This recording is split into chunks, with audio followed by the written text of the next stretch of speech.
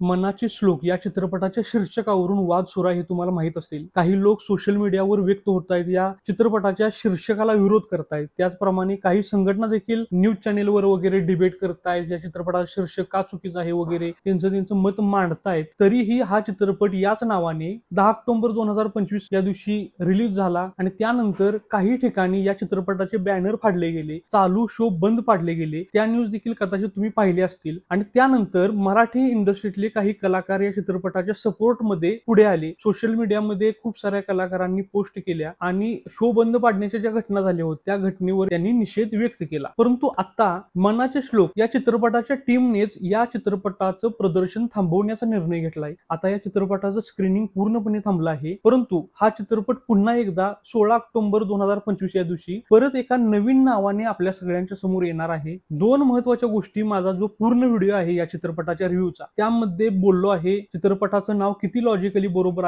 आहे का चुकीचं आहे, त्यानंतर या चित्रपटामध्ये तुम्हाला कोणत्या गोष्टी पाहायला भेटणार आहेत, त्या गोष्टी तुम्हाला आवडणार आहेत का खटकणार आहेत याबद्दल मी बोललोय। या व्हिडिओच्या खाली जी तुम्हाला लिंक दिसते त्या लिंकवर क्लिक करून तुम्ही माझा संपूर्ण व्हिडिओ पाहू शकता। त्याचबरोबर नवनवीन मूव्हींचे रिव्ह्यू लगेच पाहण्यासाठी आपलं हे जे सिनेदर्शन YouTube चॅनल आहे ते तुम्ही सबस्क्राईब करायला अजिबात विसरू नका। आणि मनाचे श्लोक या चित्रपटाबद्दल तुमचं काय मत आहे हे देखील कमेंट सेक्शन मध्ये नक्की सांगा।